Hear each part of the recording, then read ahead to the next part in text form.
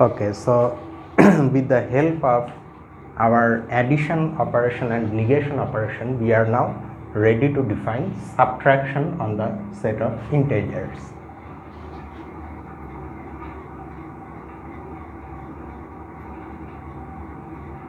We now define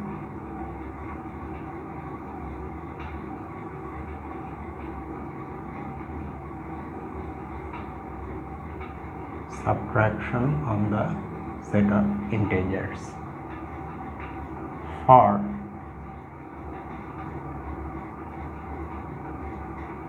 two integers x and y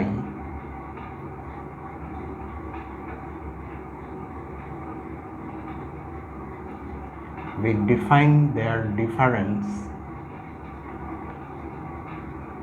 to be the sum of x and the negation of y. Okay, so the one thing we immediately notice is that, see, so far what we have done is, after we have defined something like this, we were required to see whether the substitution axiom is true or not. Here, however, we don't need to see that, because we are defining subtraction in terms of two operations, addition and negation, and for both of them we have already verified that the substitution axiom is true. So that's what we are going to write. We have no need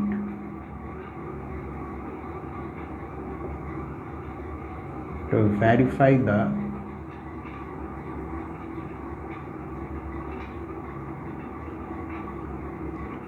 substitution axiom for the above operation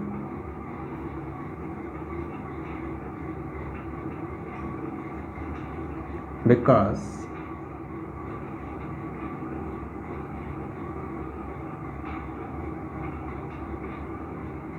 it has been defined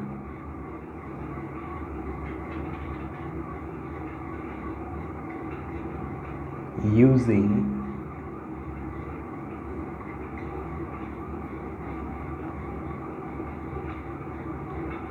addition and negation.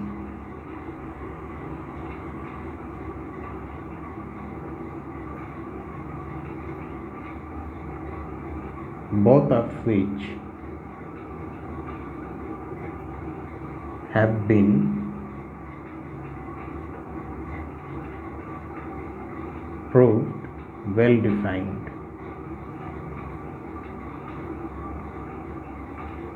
Proving that an operation is well defined just means verifying substitution axiom, same thing. So for addition and negation, we have already proved that they are well defined, so that's why automatically this becomes well defined. Now we can answer one question which was raised in the very beginning, namely, how can we define integers as differences of two natural numbers when we don't know what subtraction is? But now we know what subtraction is in terms of two other operations. So now let us try to see what happens when we take the difference of two natural numbers.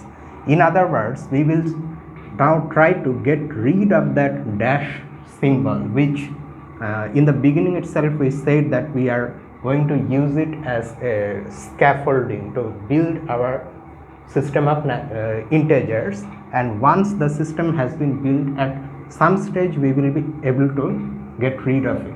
So the stage has now come. So let us see what we get. For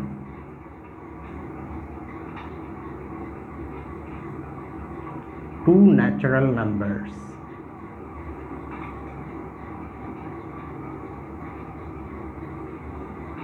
a comma b, we have, note that according to our identification of natural numbers within the integers, natural numbers, so whenever now we say natural numbers, we are going to treat them also as integers, and we know what we are talking about, because this natural number, for example, corresponds to the integer a dash 0. Okay, so in that sense they are integers also. So that's why we can take their difference according to this definition. So this becomes, by definition, this is a plus minus b. Okay, now what is a? According to our identification, the natural number a is really the integer a dash. Since we are using minus as well as dash, so I am writing it extra long to distinguish it from the minus sign, plus b. If b corresponds to b dash 0, according to our definition of negation, minus b corresponds to 0 minus b. 0 dash b. Now we apply our usual definition of addition. This will be an integer which will have two parts. The first natural number part is a plus 0, which is a dash, and the second natural number part is 0 plus b, which is b. So we can now see that this a dash b with which we started, it now can be expressed or now can be written in terms of the subtraction operation. So we can now get rid of this dash.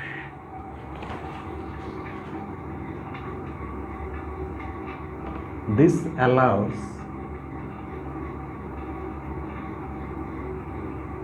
us to get rid of the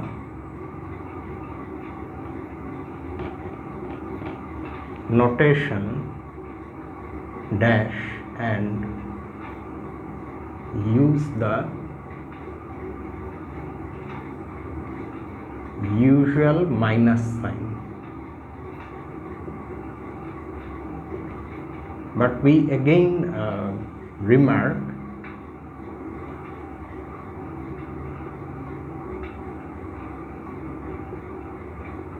as remarked earlier,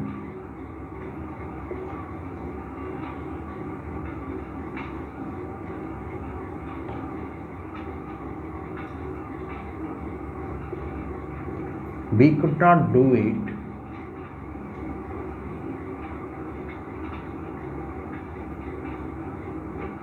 immediately in the beginning,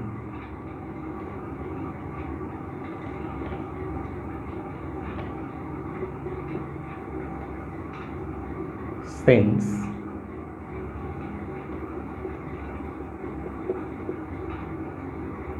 that would be circular.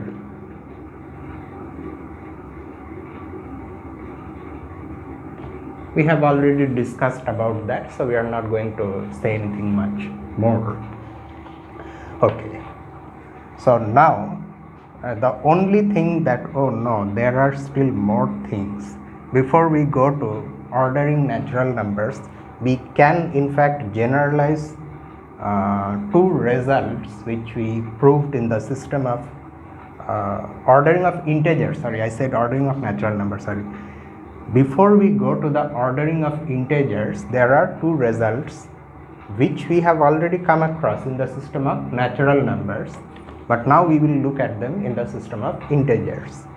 So this is, in fact, we can, if we want, refer to those results. We can now, because I have the numbers written here.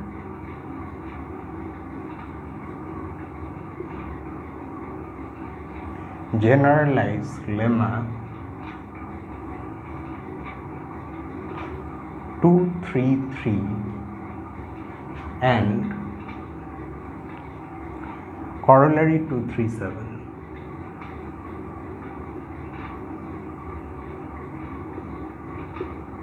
So if you go back to these results, you will see that lemma 233 says that if the product of two natural numbers is 0, then at least one of them should be 0. In other words, in the language of algebra, natural numbers have no zero divisors. And corollary 237, it comes after that. It gives us a way of cancelling. Say if you have two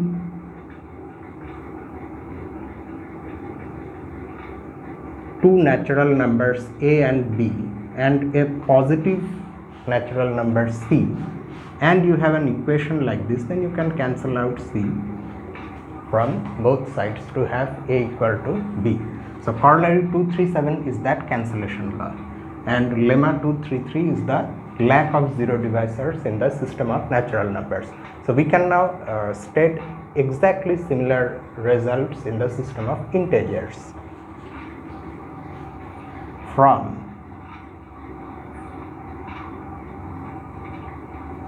the natural numbers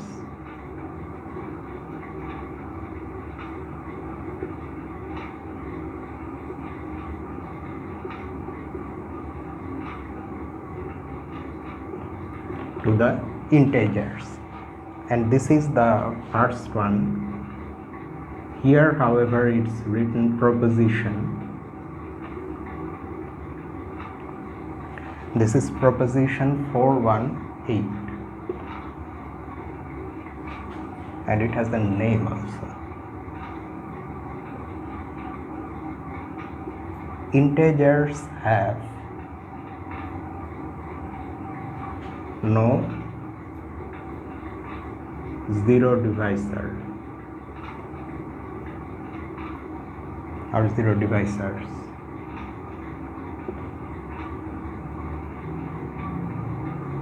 If you are familiar with this term zero divisors from ring theory, then you probably already know that some authors consider zero itself as a zero divisor. Some authors don't consider zero itself as a zero divisor. So in the context of this proposition, what we mean is that integers have no non-zero zero divisors.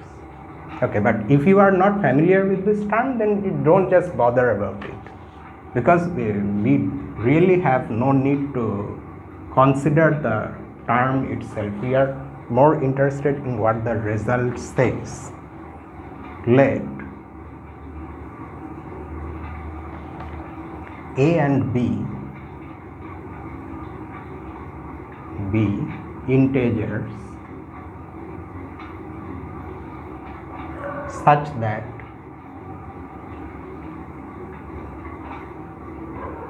AB is equal to 0, then either A is 0 or B is 0 or both are 0. So that is the statement.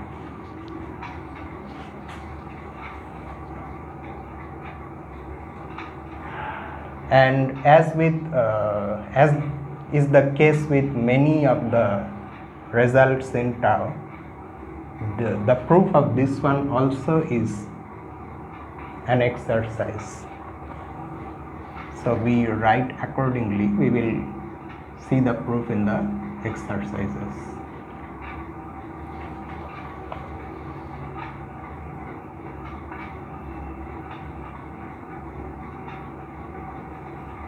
See exercise 415. Now we state a corollary which corresponds to this one, a sort of cancellation law for multiplication operation.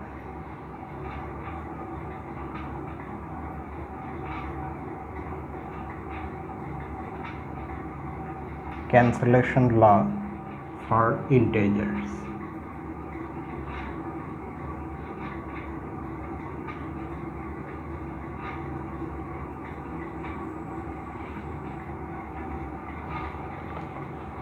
Okay, here also it's quite easy to guess what it is. If A, B and C, I probably need some ink.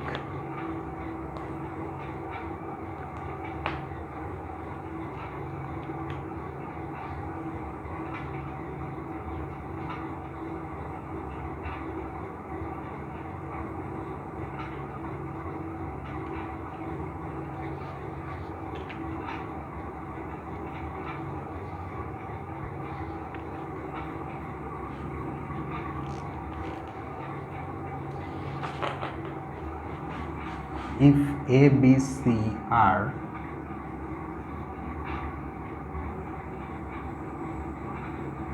integers,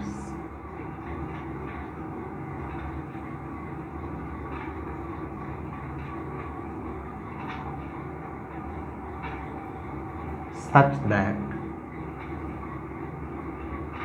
AC is equal to BC and C is no, it's not positive, sorry, C is non-zero,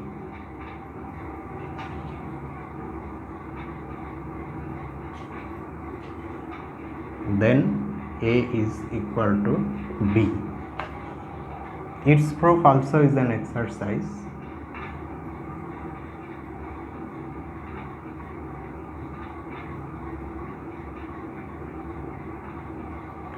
See exercise 416.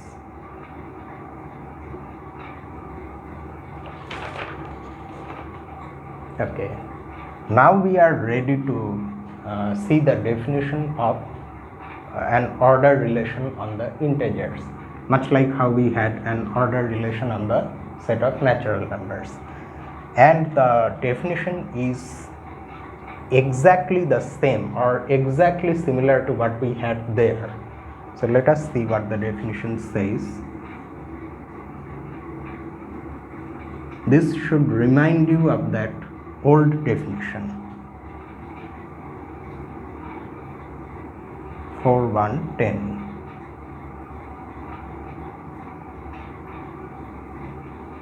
Ordering of the integers.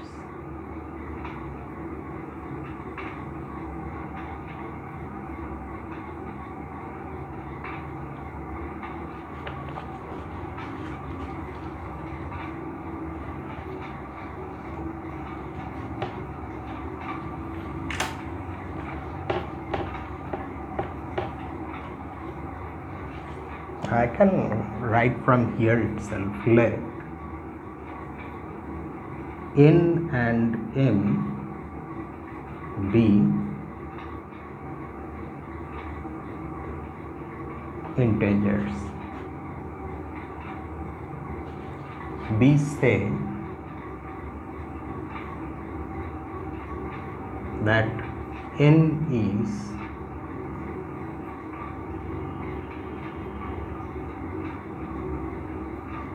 greater than or equal to m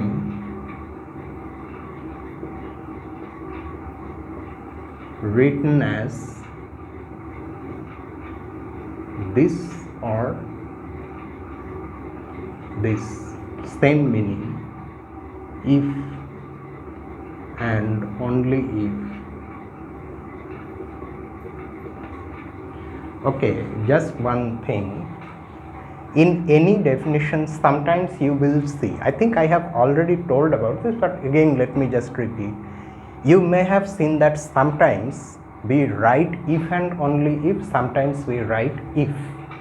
But since it's a definition where something is being defined to mean something, so whether you write if or you write if and only if in a definition, we always have if and only if. Okay, for example, if I am defining the symbol x to be something y which is already known, then if I have y, then that means x. Conversely, if I am using x, that is that it just means y. So it's always if and only if. If and only if n is equal to m plus a for some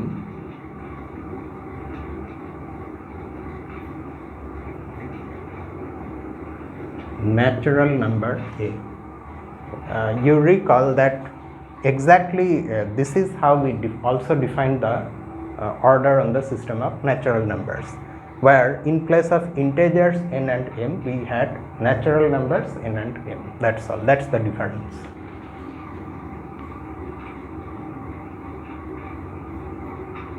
We say n is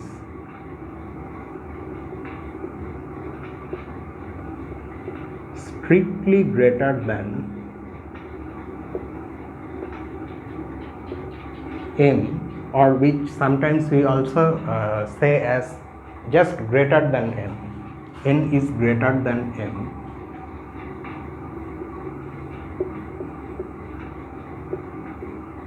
written as this or this.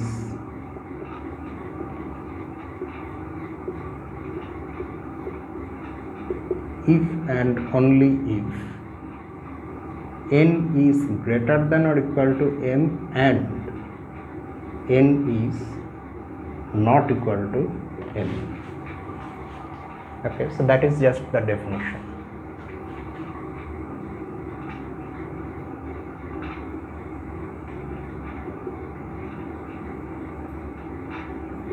Thus, for instance,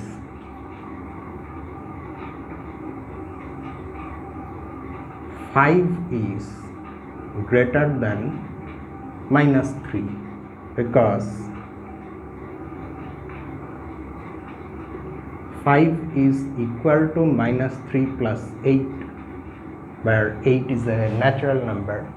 So according to the first part of this definition, 5 is greater than or equal to minus 3, and additionally 5 is not equal to minus 3. To see why 5 is not equal to minus 3, you just apply the definition of equality between two integers for this one. This is not equal to 0 minus 0 dash 3.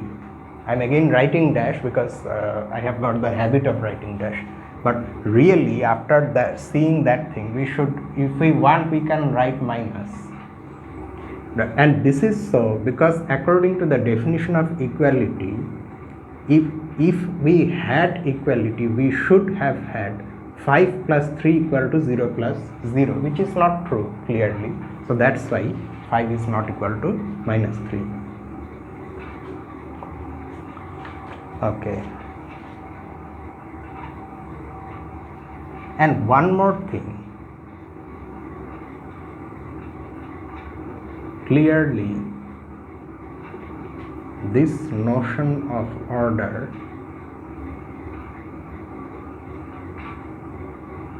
is consistent with the one defined for the natural numbers. These sort of remarks are often made, and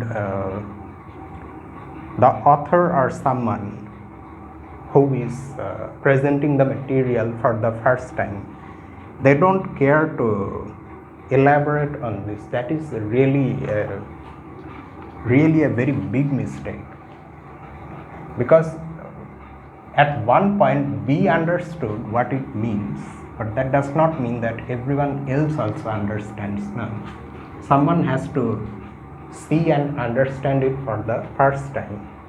So you see, what What this statement means, clearly this notion of order is consistent with the one defined for the natural numbers. Although we have made that identification between natural numbers and integers, but you should still at some point in your mind or in some place in your mind, you should not forget that strictly speaking, this is not a subset of this. We have in fact identified a subset of Z which behaves just like N. Okay. Now this one has an order relation, Z has an order relation, and the restriction of this order relation on this subset creates an order relation on this subset. Okay. Now the association that we have made between natural numbers and the corresponding integers that look like this. What does this association do to these two order relations? So note that they are actually, strictly speaking, different order relations. The thing is that we can say this, say N and M are two natural numbers. Then according to this order relation, for the time being, if I am denoting it by this, say 1 and this by 2, okay, less than or equal to 1 and less than or equal to 2, then for two natural numbers N and M, N is related to M by this relation if and only if the shadow of N here is related to the shadow of M in that same manner. Okay. It just in a sense you have to understand that this association preserves order. When we shift from this one to this one, the relation that N and M have between them does not change when we look at their shadows in the other system with which we have identified N. So that's why we say that this notion of order, that means this order, is consistent with the one defined for the natural numbers. And note that there are many things to be said here, but we are saying clearly because it is clear to us. If we just think about it for some moment, then it becomes clear to us. However, we have to be shown this thing for the first time. At least once we have to be shown. Once we get used to this kind of ideas, then this sort of statements will automatically become meaningful to us. Okay. Now,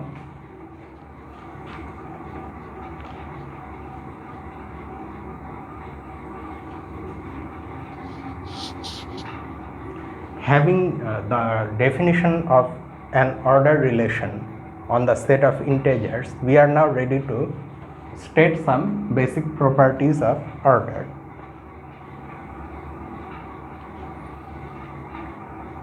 So it comes as lemma 4.1.11, properties of order.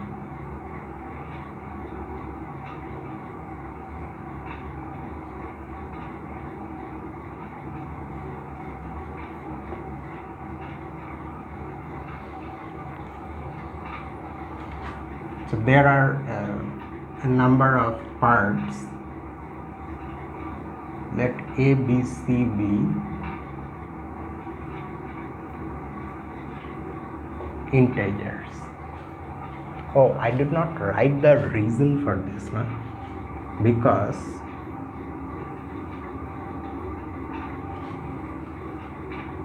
it has been defined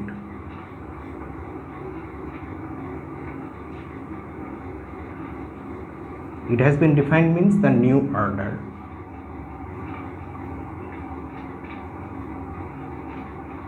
in an exactly similar manner.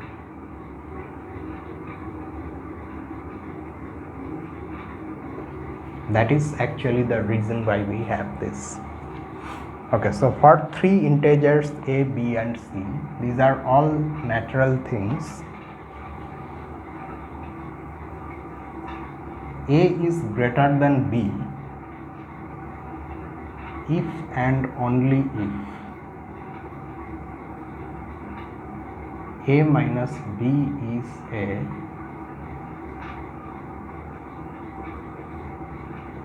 positive natural number.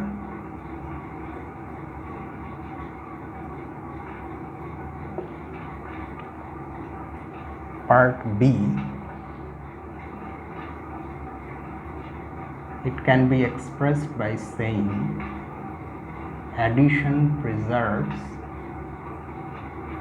order, and its statement is this: if a is greater than b, then adding c on both sides does not change the inequality. Its direction stays like that.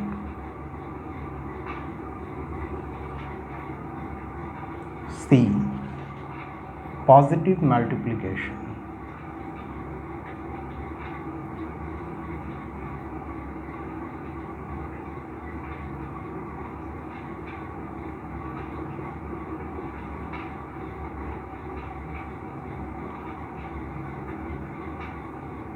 Preserves order. If a is greater than b and c is positive, then AC is greater than BC. You can multiply both sides of an inequality by a positive natural number or positive integer without changing the inequality. D, negation, however, reverses order. It does not preserve order.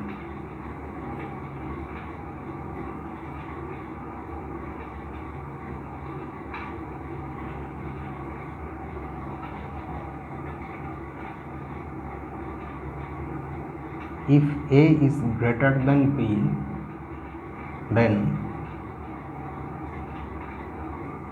minus B is greater than minus A. Part E, order is transitive.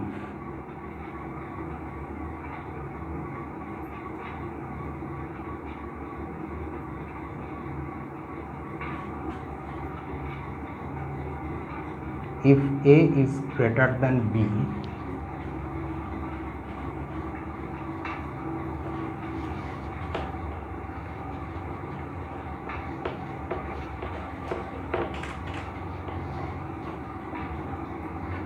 and B is greater than C, then A is greater than C. And finally, part F. This corresponds to the trichotomy of integers, order trichotomy. That's why it's also called order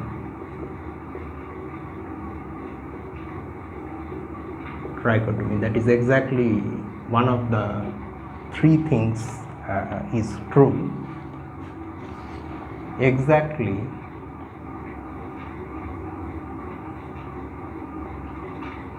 one of the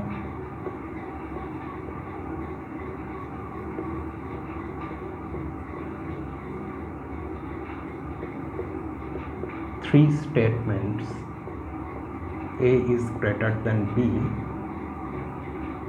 B is greater than A, or A is equal to B is true. And its proof is also an exercise.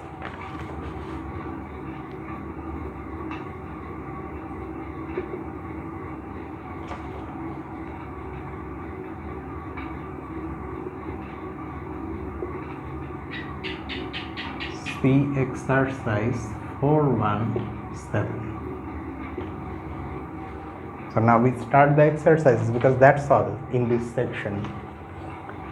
So let us see the first one.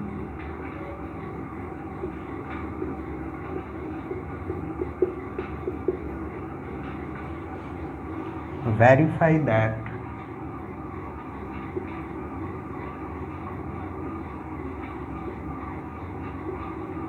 the definition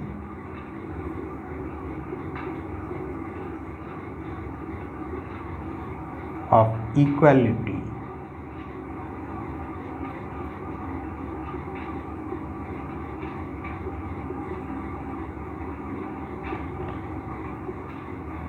on the integers is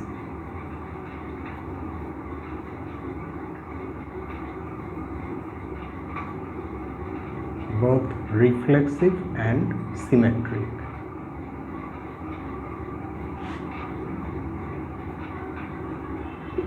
Recall that we have already seen that equality is transitive.